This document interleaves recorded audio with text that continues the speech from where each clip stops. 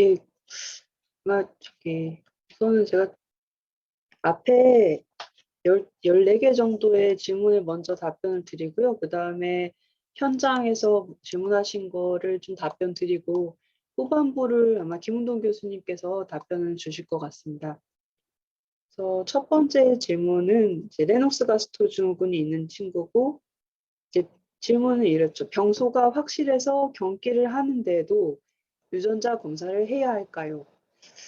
네, 이제 아까 제가 자세하게는 말씀을 드리진 않았는데 그 뇌에 이제 모양이 잘못되거나 그런 기형이 있을 때에도 유전자 이상이 나오는 경우들이 있거든요. 그래서 요즘에는 사실 이렇게 나중에 추가로 뭔가 사고가 났거나 뇌출혈이 났거나 그래서 경련을 하는 게 아니고 뭔가 다른 문제가 없이 이렇게 아기 때부터 경련을 한다. 이런 경우에는 사실은 관련 유전자가 이상 의심되는 부분들이 특히나 있고 또 좀 잘 나오는 유전자라면 해보는 것이 필요할 수 있겠습니다. 근데 사실 제가 이 병소가 뭔지 정확히는 몰라서 아주 구체적으로 답변을 드리지는 못할 것 같습니다. 네, 두 번째 질문은 축두엽 뇌전증이 있는 분이고 40대 뇌전증이 발병했을 때에도 유전자 검사에서 원인이 나타날 수 있나요? 라는 질문입니다. 네, 가능성은 조금 떨어지겠죠. 아무래도 아기 때 뇌전증을 발병했던 사람들보다는 유전자 검사에서 나올 확률이 좀 낮겠지만 있을 수 있습니다. 그래서 일부 부분 뇌전증 환자도 저희가 가족력이 있는 경우에 특정 유전자 이상과 관련이 있다라는 보고들이 있기 때문에 뭐 있을 수는 있습니다. 가능성이 아주 높아 보이진 않지만. 그리고 어떤 뇌전증인지 그리고 어떤 모양인지 이런 부분도 조금 중요할 것 같습니다. 그 다음에 세 번째 질문은 뇌전증 있는 환자고 추적이 가능한가요? 라고 돼 있는데 이 부분은 제가 정확하게 질문을 이해를 잘 못한 것 같아요. 추적이 유전자로 예후를 예측하는 것은 가능합니다. 이 부분을 만약에 질문하신 분 계시면 조금 더 설명해 주시면 제가 다시 답변을 드리겠습니다. 그리고 네 번째 질문은 NPRL3 유전자 결핍 변이가 있는 환자 관련된 질문인 것 같습니다. 부모 검사를 하지 않았는데 검사를 하는 유전자가 있는지 그리고 안 하는 유전자가 있는지 그리고 왜 저기 가족은 안 했는지 궁금하다라고 하셨는데요. 저희가 문제를 부른다고 알려져 있는 유전자 이상이 나오면 보통 부모 검사를 잘 하지 않습니다. 그런 경우에는 이상이 이미 확인이 되었기 때문에 하지 않고 만약에 유전자가 뭔지 잘 모르겠다. 돌연변이인지 아닌지 다른 논문이나 이런 데 보고가 없다. 이런 경우에는 이걸 좀 더 해석하기 위해서 부모 검사를 같이 진행을 합니다. 이렇게 하고 그래서 잘 알려져 있는 유전자, 잘 알려져 있는 변이가 나올 경우에는 부모 검사를 추가로 하지 않고요. 잘 알지 못하는 유전자 혹은 잘 알지 못하는 변이가 나왔을 때에는 한 번 더 확인을 하는 경우들이 있습니다. 그리고 유전자 변이를 가지고 태어난 환자들은 평생 약으로 조절을 해야 하는 것인지 시간이 걸리더라도 완치된 케이스가 있는지 궁금합니다. 이러셨는데요. 유전자 변이에 따라서 사실 환자들의 코스가 모두 다르기 때문에 이 부분은 조금 답변 드리기가 쉽지는 않을 것 같습니다.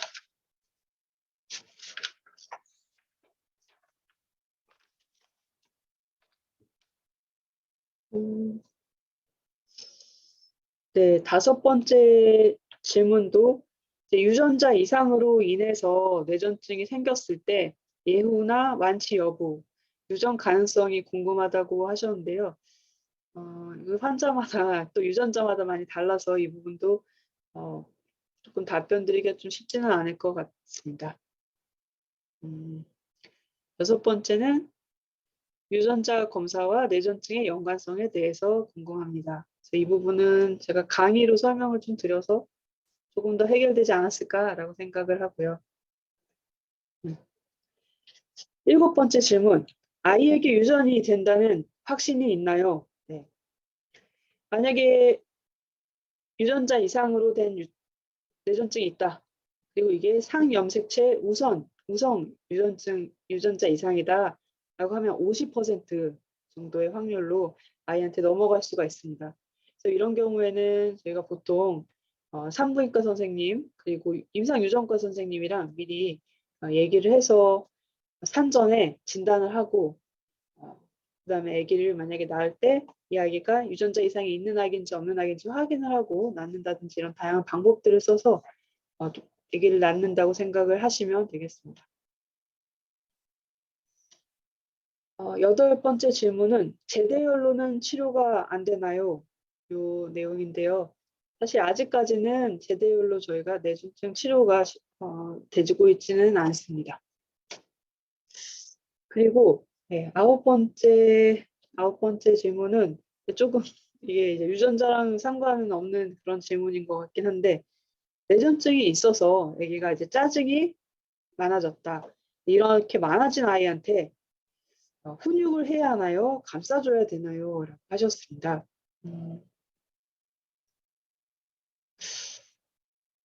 네.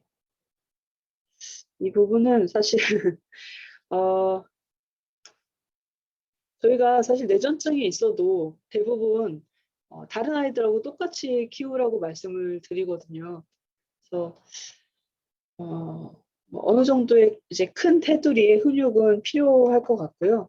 하지만 이제 아기가 작게 뭐 이렇게 작게 조금 짜증내는 거 이런 부분들은 사실은 조금 지나치고 약간 넘어가고 좀 정확하게 혼내야 할 때 그 시점에서 확실하게 얘기를 해주고 그런 부분들이 좋지 않을까라고 생각을 합니다.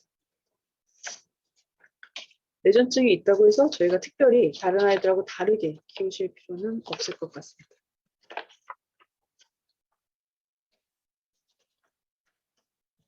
그리고 네, 열 번째 질문은 정확한 치료의 방향. 네. 그래서 KCNT1 유전자 있는 저기 재환자인데 이 유전자 이상이 나올 경우에는 사실은 제가 경련이 잘 조절되지 않는 유전자 이상이 나올 때는 사실 조금 말씀드리기도 조심스럽고 그렇습니다. 그 KCNT1 유전자 같은 경우는 굉장히 경련이 좀 심하게 특히 어릴 때 부분 발작이 잘 조절이 안 되고 지속되는 그런 뇌전증 관련 유전자인데요. 사실 조금 더 나이가 들면 조금 더 경련이 좀 더 줄어드는 그런 모습을 좀 보이기도 하고 또 어릴 때가 가장 사실 힘들고 위험할 때입니다. 그래서 한유리 어머니께서 지금은 좀 사실 많이 힘드실 것 같은데 저희가 조금씩 약도 찾아서 쓰고 조금 더 줄고 있으니까 저희가 맞춰서 잘 치료를 좀 해보겠습니다. KCNT1 같은 경우는 저희가 한때는 퀴니딘 이런 특별한 약제들이 조금 도움이 된다고 생각을 했었는데 사실 효과가 아직은 좀 불분명해서 다른 다양한 연구자들이 사실은 어떻게든 치료 약제를 찾아보려고 고민하고 있는 그런 유전자이기도 합니다. 네, 11번째 질문은 유전자 이상으로 인한 질병은 수술이 불가한가요? 라는 질문인데요. 네, 유전자 이상이 있어도 뭐 그것 때문에 다른 뇌 기형이 있다든지 다른 문제가 있을 때 또 수술을 할 수 있습니다. 그래서 수술이 불가능하진 않고 환자별로 어떤 상태인지가 사실 중요할 것 같습니다. 12번째 질문은 병의 원인이 다른 형제에게도 영향을 미칠 수 있을까요? 네, 이 부분이죠. 그래서 이제 사실은 아까 제가 잠깐 이제 파워포인트로 말씀을 드렸었는데요.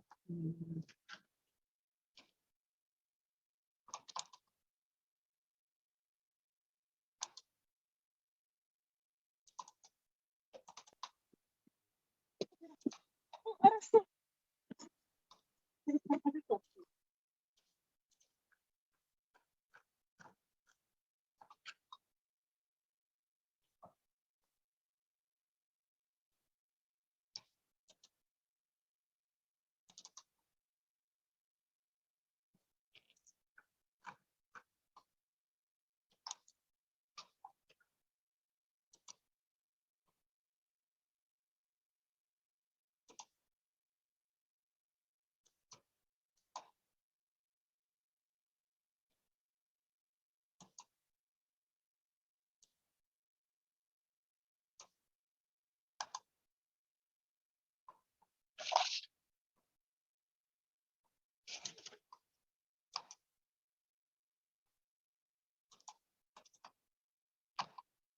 네, 그래서 이 화면을 보시면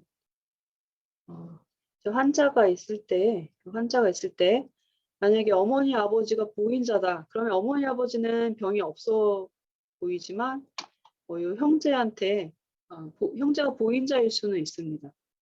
그래서 만약에 상염색체 열성으로 이렇게 유전되는 그런 유전자 이상이라면 형제를 좀 확인해 봐야 될 수가 있고요. 그런 게 아니고 상염색체 우성이다. 그러면 형제한테는 사실 증상이 없을 때에는 그 아이는 유전자 이상을 가지고 있지는 않을 겁니다. 그래서 어떤 유전자 이상인지가 중요할 것 같습니다. 또 가끔 이제 아까 말씀드린 이제 어머니 아버지는 사실 바깥으로 전혀 티가 안 나는데 아기한테 이상이 있을 때 엄마 아빠가 아주 작게 모자이크 변이를 가지고 있을 때에는 사실은 어머니 아버지가 형제를 낳을 때 이 형제가 또 비슷한 병이 있을 가능성이 이제 똑같이 뭐 만약에 상향수치 우성이라면 50% 정도가 있을 수가 있습니다. 그래서 만약에 아기가 조금 심한 뇌전증이 있다, 유전자 이상이다, 그러면 저희가 어머니 아버지를 추가로 조금 더 자세하게 검사를 하는 경우들도 사실 있기는 합니다. 예전에는 엄마 아빠가 건강하면 전혀 문제 없다라고 이렇게 의사들이 많이 생각을 했었는데 저희가 NGS 유전자 검사 데이터가 많이 쌓이면서 보니까 실제로 엄마 아빠한테는 조금 이렇게 숨어 있는 경우들이 종종 발견이 돼서 지금은 조금 더 검사를 한다라고 생각을 하시면 되겠습니다. 그다음에 유전자 뇌전증 13번째 질문. 뇌전증과 자폐증이 있는 친구이고 이제 정확한 유전자 검사의 필요성을 잘 모르겠다고 하셨는데 오늘 강의가 조금 도움이 됐으면 좋겠습니다. 저희가 그 뇌전증만 있다. 다른 발달이나 이런 데 아무 문제가 없다. 이런 경우에는 사실 유전자 이상이 나오는 경우가 조금 더 적고요. 보통 자폐라든지 뇌전증, 발달지연, 뭐 지적장애 이런 다른 문제, 뇌기형, 뭐 심장 문제 이런 여러 가지 문제가 있을 경우에 사실 유전자 이상이 나올 경우가 조금 더 높다고 생각을 하시면 되겠습니다. 그리고 14번째 질문, 드라베 증후군이 있는 환자고 유전자 검사로 드라베 증후군인 것을 알게 되었습니다. 하지만 그 전에 이미 주치의 선생님이 아기 경련 양상으로 드라벳이라고 말씀을 해주셨습니다. 그 후에 이제 약 조절이나 치료 방법이 바뀐 건 없는데 유전자 검사를 꼭 해야 할까요? 네. 제가 아까 말씀드린 것처럼 드라벳 증후군은 굉장히 다양한 유전자가 좀 나올 가능성이 조금은 있기 때문에 저희가 치료 방법이나 아니면 예후 좀 더 커서는 사실 또 모양이 패턴이 바뀔 수도 있거든요. 그래서 그럴 수 있기 때문에 그래도 유전자 진단이 조금 더 환자에게 도움이 되지 않을까라고 생각을 합니다. 이렇게 하고요. 네.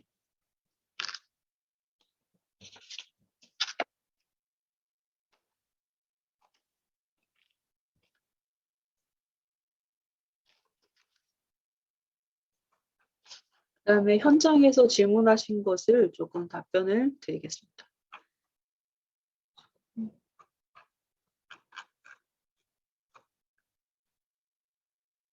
네. 만 4세 아이고 엑손 검사에서 그다음에 고가닉 웨이츠 헙시만 신드롬 진단받았다고 하셨는데요. 이게 사실 이제 지적장애 증후군인 것 같고 경련을 할 수도 있고 그런 이제 유전자로 생각이 되고요. 사실은 저희가 발달 지연이나 지적장애랑 관련된 유전자들, 자폐랑 관련된 유전자들이 굉장히 많이 요즘에 발견이 새로 되고 있는데 사실 그 환자들이 하나의 유전자마다 환자들이 그렇게 많지는 않습니다. 보통 아주 적게는 몇십 명, 전 세계에 몇십 명, 아니면 100명 이렇기 때문에 아직 이렇게 아주 드문 유전자에 대해서는 저희도 그렇게 자주 알고 있지는 못합니다. 그래서 이런 환자들이 보통 NGS 하기 시작한 게 지금 한 3, 4년 정도 됐는데 조금 더 데이터가 한 10년 정도 쌓이면 조금 더 저희가 병에 대해서 많이 알게 되지 않을까라고 생각을 하고 있습니다. 네, 부모의 유전자에서 이상이 없고 아이의 유전자에서만 변이가 나왔을 경우 둘째 아이의 경우도 변이가 될 확률이 많을까요? 네, 많지는 않습니다. 그래서 굉장히 낮을 거라고 생각을 하고요. 아마 한 저희가 95%에서 97% 정도 괜찮을 거라고 생각은 합니다. 이제 아까 말씀드렸던 그 모자이크 변이 가능성 때문에 저희가 100%라고 말씀을 이제 못 드린다고 생각하시면 되겠습니다.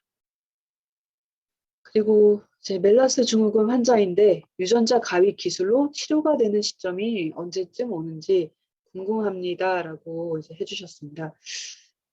유전자 가위 기술은 사실 지금 이미 굉장히 발전해 있어서 이거를 사용하는 거에는 사실 문제가 많지는 않은 것 같습니다. 뭐 이제 몇 가지 어려움은 있겠지만, 그런데 사실 윤리적인 문제 때문에 더 진행이 좀 어렵다고 생각을 많이 하시면 될 것 같고요.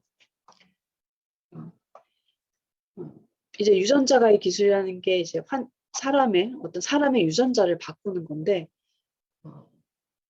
이게 어떤 부작용을 가져올지, 그리고 우리가 원하는 데만 딱 가가지고 그것만 딱 바꿔서 병만 나을 거라고 저희가 기대를 하지만 실제로는 어떤 문제가 일어날지 전혀 알 수 없기 때문에 그런 부분들에 대해서 아직까지도 굉장히 많은 얘기가 되고 있고, 사실은 치료제로 쓰이는 시점은 아직은 조금 더 기다리게 되지 않을까 생각하고 있습니다. 근데 분명한 거는 굉장히 이런 동물 실험이나 이런 부분들이 많이 진행이 되고 있고, 사실은 치명적인 병, 이렇게 그냥 뒀을 때는 이렇게 사망을 하게 되는 그런 병들 중심으로 이런 유전자 가입 기술을 사용한 그런 치료 등이 굉장히 연구가 많이 진행이 되고는 있습니다. 또 MRI 검사에서 양쪽 해마, 머리 모양의 위축 소견을 들었습니다. 지속적으로 MRI를 확인해 봐야 하는지, 또 경련을 일으키는 원인이 될 수 있는지, 추후 성장하여 아이의 인지, 기억, 사고력 등의 문제가 생길 수 있는지 궁금합니다. 라고 해주셨네요. 네. MRI에서 양쪽 해마 머리 모양의 위축이 있다는 거는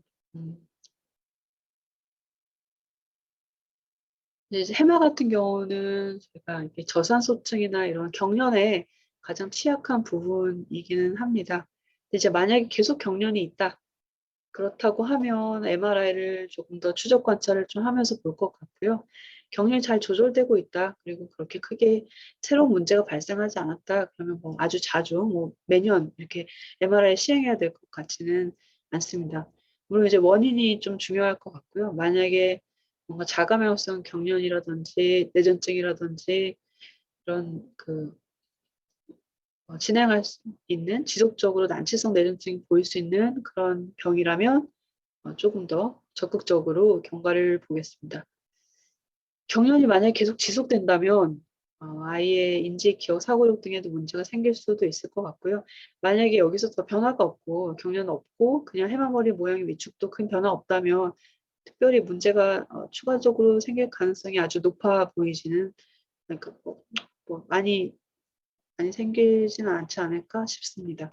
그리고 이 환자가 어떤 코스인지 제가 잘 몰라서 이 MRI 해마 위축만으로는 조금 말씀드리기가 조금 어려울 것 같습니다. 그리고 유전자 검사에서 정상 아이들도 갖고 있는 유전자가 나왔다라고 하면 유전자 이상을 못 찾았다는 뜻이기 때문에 유전자 이상을 많이 의심할 수 있는 상황은 아닌 것 같습니다. 그래서 부모 유전자 검사를 따로 해야 하지 않지 않을까 싶고요. 그다음에 6개월 말에 연축 발병해서 7개월부터 약물 치료 중입니다. 현재 10개월 차인데 아직 치아가 나지 않아 따로 치료를 봐야 하는지 궁금합니다. 예, 뭐 지금쯤에는 이빨이 뭐 한 개 정도, 치아가 한두 개 뭐 좀 났을 나이라서 뭐 치아를 한번 보시는 건 나쁘지 않고요. 연축은 치아 나는 것과 보통 상관은 없을 것 같고, 항경련제는 사실은 뭐 치아나 뼈 이런데 살짝 안 좋을 수는 있습니다. 그래서 어떤 약을 쓰고 있는지는 정확하진 않지만 치과 진료를 한번 보는 것은 좋겠습니다. 네, 이 부분은 답변을 드렸던 것 같고요.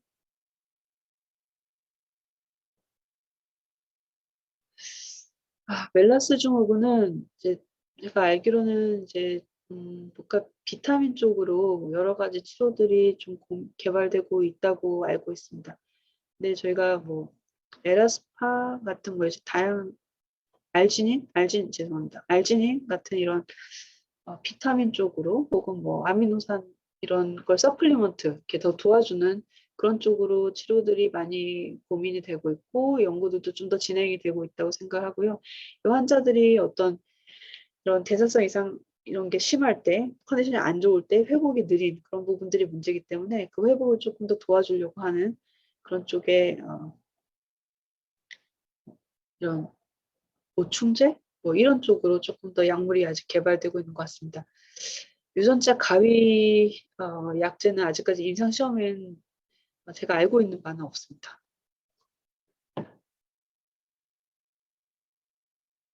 네. 그리고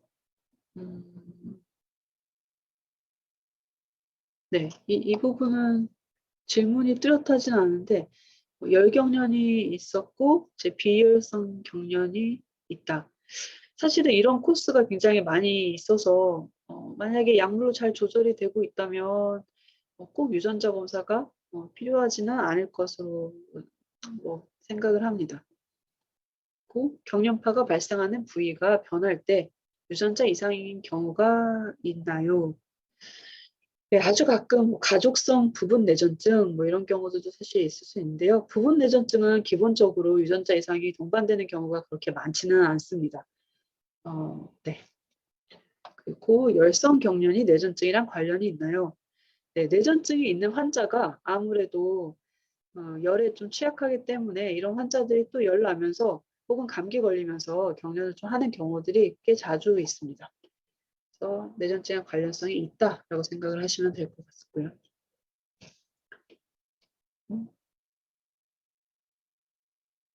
네. 어머니가 어릴 때 잠깐 했다. 그러면 어머니랑 비슷하게 양성, 양성인 경우가 더 많을 것으로 생각이 됩니다. 그래서 조절 잘 되면 네. 유전자 검사를 필수적으로 받아야 되는 상황은 아닐 것 같습니다. 저희가 사실은 치료를 잘 하려고 유전자 검사를 하니까요. 어머니 말고 만약에 다른 친척분들도 있고 좀 어머니가 만약에 뭔가 궁금하다라고 하시면 조금 더 확인을 해볼 수는 있겠습니다. 유전자 변이 멜라스 증후군이 있을 때 네, 양쪽 후두엽에 뇌경색이 왔고 그래서 케프라 약을 복용하고 있습니다. 경련이 있을 때 대처 방법이 궁금합니다.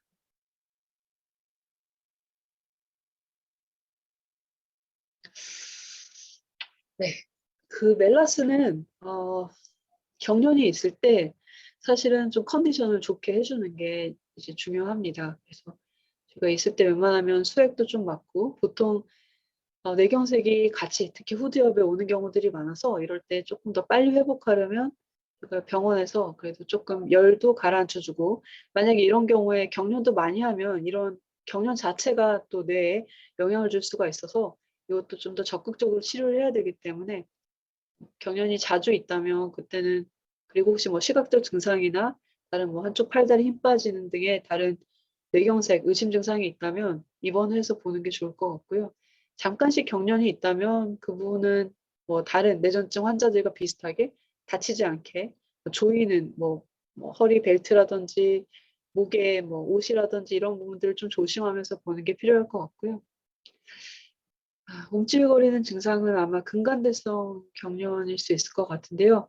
이것도 환경연제를 조금 쓰면서 치료를 하고 또 멜라스 같은 경우는 워낙에 복합 비타민을 고용량으로 쓰는 게 치료이기 때문에 아마 복용하고 계실 것 같지만 그런 부분들을 잘 섭취하는 게 중요할 것 같습니다. 네. 그리고 증상 없는 동생. 멜라스 같은 경우는 저희가 보통 어머니한테서 오는 경우가 많고 또 미토콘드리아라서 아까 말씀드렸던 상형성체 우성이나 상형성체 열성과는 조금 다른 그런 유전 패턴을 보이기 때문에요. 만약에 조금 걱정이 된다라고 하시면 우선은 어머니를 검사를 할 것 같고 그다음에 동생도 한번 검사를 해볼 수 있지 않을까 싶습니다. 그리고 가족 중에 혹시 뭐 당뇨라든지 뭐 저신장, 키가 작은 거 아니면 좀 뭐 청력 문제 이런 부분들이 있는지 확인하시고 그런 부분 등이 있다면 특히나 가계도를 좀 더 확인하고 추가로 가족들도 검사를 하는 것을 좀 고민해 보는 게 좋겠습니다. 예. "발달 장애가 있는 아이들이 뇌전증이 동반될 경우가 많다."라고 하는데 연관 관계가 있을까요? 네. 예. 발달 장애가 있는 아이들이 아무래도 뇌전증이 좀 더 많고 뇌전증이 있는 아이들이 아무래도 발달 장애가 있는 경우가 좀 더 많습니다. 그래서 둘이 굉장히 긴밀한 상관관계가 있고 유전적인 원인이 있는 경우가 그럴 때 쪼끔 더 많습니다. 발달 장애 아이들이 유전자 검사 어 MRI를 하면 치료법이 좀 달라질까요? 네. 네. 유전자 검사는 아까 말씀드린 것처럼 정확한 진단을 위해서 필요하고 MRI는 이제 사실 유전자랑 좀 보는 게 다릅니다. 그래서 어 MRI는 머리의 모양이 어떻게 잘못 만들어졌는지를 확인하는 거기 때문에 저는 이 두 가지 검사가 만약에 발달 장애가 심하다, 뭐 70 IQ 70 아래쪽이고 뭐 여러 가지 문제들이 있다면 해 보는 게 좋지 않을까라고 생각을 합니다. 네. 그리고 '뇌가 전체적으로 조금 위축되었다.' 이거는 사실 되게 비특이적인 소견이라서 이것만으로는 뭐라고 설명을 드리기 좀 어렵고요. 사실 뭐 노화가 됐다. 나이가 들은 어른들만 해도 MRI를 찍으면 아이들보다는 많이 위축이 돼 있다고 합니다. 그래서 이 부분은 어떻게 특이한 어떤 병을 시사하는 소견이라고 보기는 좀 어려울 것 같습니다. 그리고 뇌전증에 피해야 할 음식 네 없고 약품 네. 네. 뇌전증이 있을 때 저희가 뭐 약을 음식은 그냥 골고루 규칙적으로 생활하고 건강하게 가벼운 운동하면서 보자라고 얘기를 하고요. 이거는 이제 뇌전증에서 피해야 될 음식은 아닌데 약물을 먹을 때 가끔 자몽 주스 같은 경우는 약물 농도에 영향을 줄 수 있다고 돼 있거든요. 그래서 상호작용을 좀 부를 수 있다고 돼 있어서 뭐 고거는 쪼끔 피하는 게 좋을 것 같고요. 약품은 이제 저희가 대부분은 문제가 없는데 뭐 항히스타민제 같은 경우는 뇌전증 약도 졸린데 뭐 항히스타민제도 좀 졸리게 할 수 있고 또 가끔은 감기약 먹고 경련을 하는 친구들도 있어서 가끔 유발할 때도 있는 것 같습니다, 드물게. 그래서 그런 부분들을 좀 조심하실 수 있을 것 같고요. 뭐 추가로 저희가 정신과 이제 행동장애 같은 경우 ADHD나 뭐 이런 부분들 있을 때 먹는 약들도 가끔 이제 뇌에 작용을 하기 때문에 그런 부분들도 뭐 경련을 가끔씩은 유발할 수도 있다고 돼 있어서 좀 약간 컨디션 좀 좋을 때 쪼끔 조심하면서 시작하는 게 좋을 것 같습니다. 원래 먹고 있던 약이라면 크게 문제가 없는데 뭐 중단하실 필요까지는 없을 것 같고요. 네. 그리고 이 예 기가 난치성 뇌전증인데 예. 네. 감사합니다. 네. 그래서 이제 김은동 교수님께서 아마 후반부에 네 다시 이제 다른 질문들 남은 질문들 답변을 해 주실 거고요. 네. 그리고 네 5년 정도 약물 복용으로 재발 없이 발병 증세가 없으면 제가 교과서에는 원래 10년 거기다가 약까지 끊고 먹는 거면 완치라고 한다고는 이제 생각을 하는데 5년 정도 제발 없으면 네 거의 완치라고 생각해도 되지 않을까 싶긴 합니다. 약 끊을 때 가끔 재발하는 경우들이 사실 드물게는 있어서요. 그것까지 조금 볼 수 있으면 더 확실할 것 같습니다.